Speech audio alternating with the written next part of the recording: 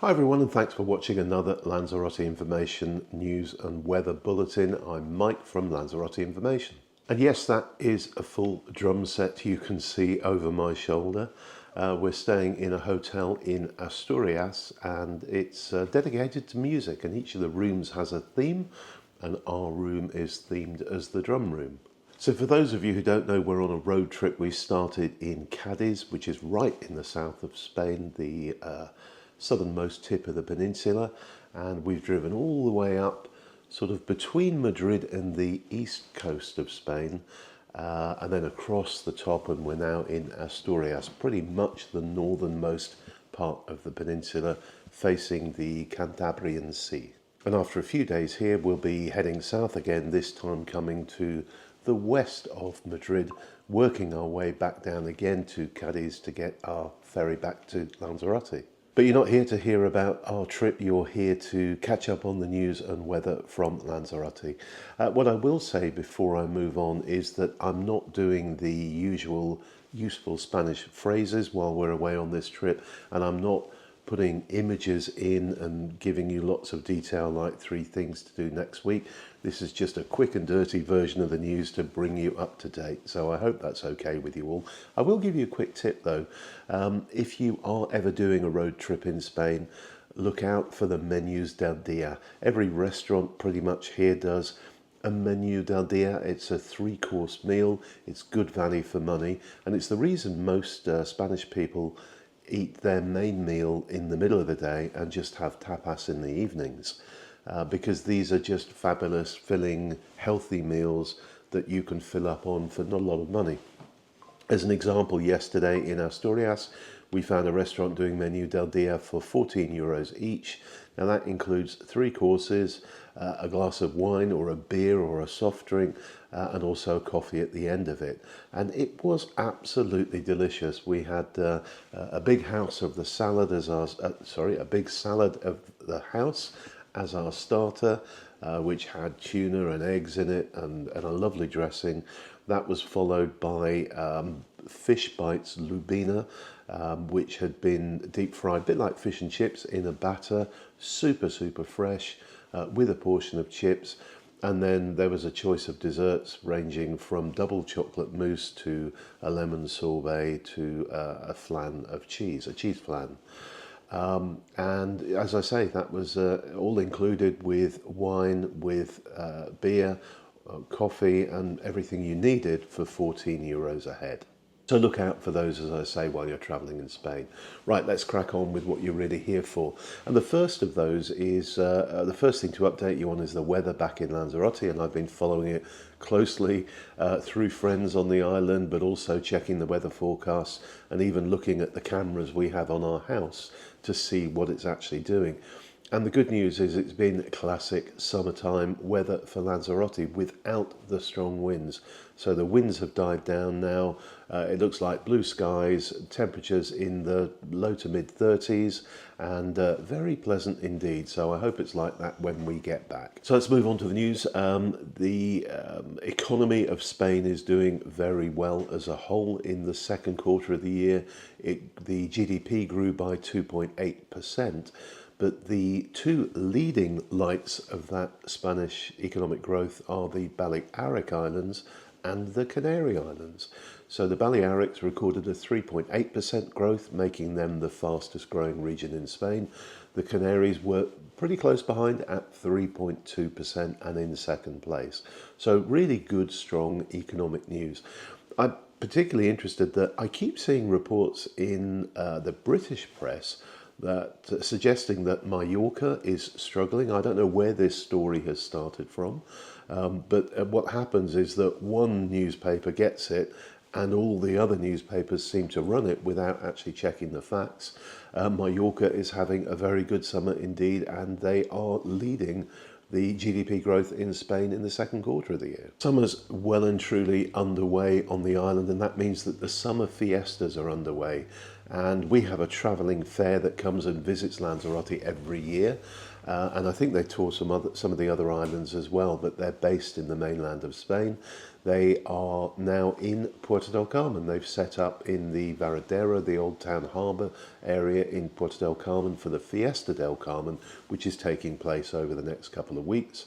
And then once that's done, they will move to Arrecife, where they will finish up with a couple of weeks in the capital of the island. So if you have children with you, you're on holiday on the island, or grandchildren perhaps, head down to Puerto del Carmen or a little bit later on to Arrecife to let them enjoy the fair. Now, those of you who know the island well will know the Casa Amarilla, and it's the yellow-coloured building right down at the ocean end of Calle León y Castillo, the main drag Calle Real, as we call it, in Arrecife. And if you're walking up from the ocean side, it's on your right-hand side. Now, this is a historic building. It used to be the Cabildo, and it was called the Yellow House, the Casa Amarilla, for many years. And the good news is it's undergoing a facade restoration, because that yellow colour comes from some beautiful ceramic tiles that are attached to the facade at the front. And those are going to be restored and or replaced over the next few months to put that building back to its former glory. The building was declared an asset of cultural interest in the year 2004. Now, from one house that's an important part of the history of Lanzarote, it's worth talking about another. And there's an archaeological dig going on the island currently, and they have uncovered what's called a deep house. And these were the houses that the Majos, who were the Aboriginal inhabitants of Lanzarote, used to live in. And they were called deep houses because they tended to be dug into the ground with a roof put over them. And the houses were not subterranean, but sort of partially subterranean. So you would go down into the house, and they were designed that way to keep them cool in the summer.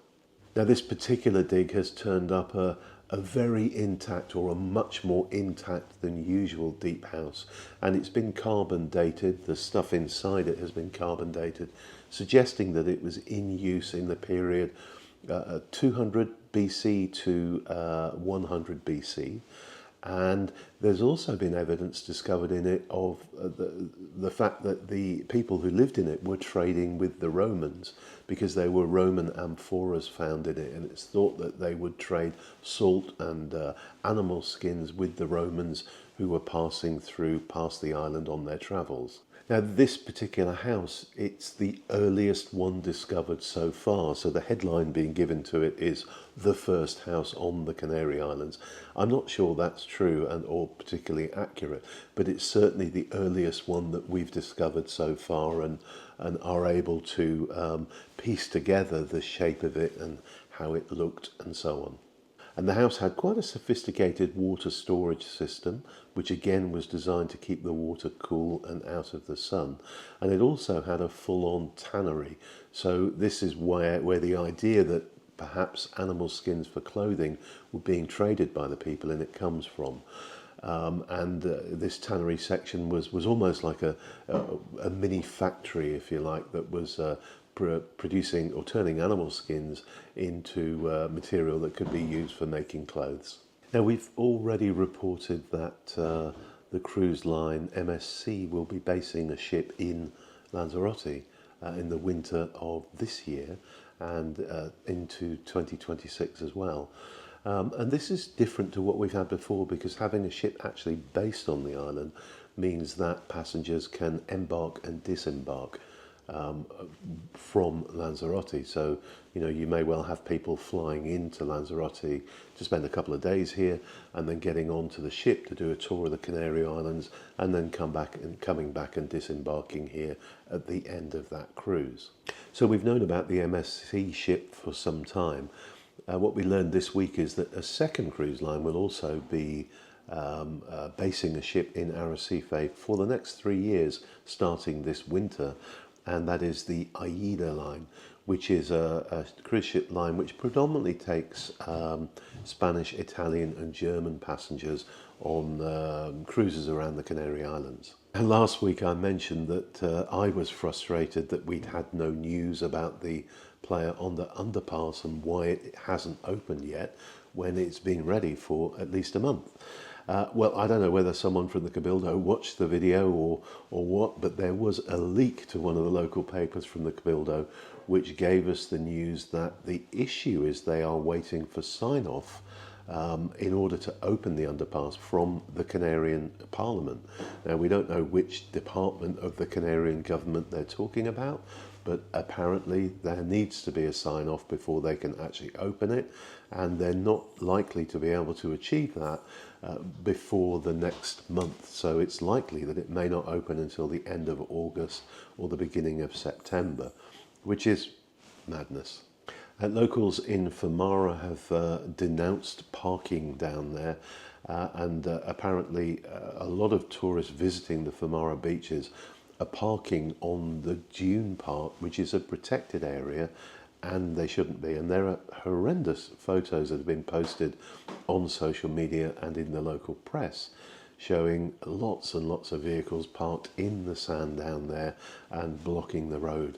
So they've asked for a much stronger police presence to come down and ticket and or remove those cars that are parked illegally in that section. Please don't park on the sand dunes if you are in Famara.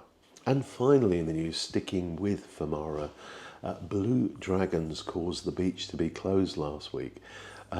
This is quite an interesting story. I don't know if you know what blue dragons are, but it'll be worth you Googling them so that you can see a picture, because they are beautiful tiny creatures and they're part of the nudibranch family, and they're only very small and they have sort of fluttering what look like fingertips on them, and they're a really rich blue colour.